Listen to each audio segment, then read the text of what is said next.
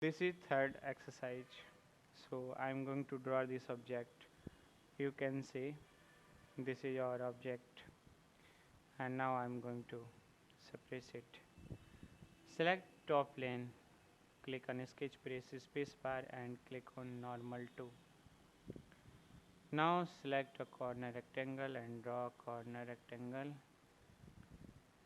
and now select two line, click on equal. Now go here and select line, draw a line from here to here. Select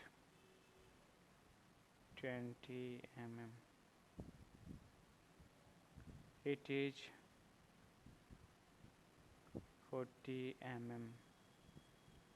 And now exit from sketch and click on extrude. Extrude it up to 10 mm.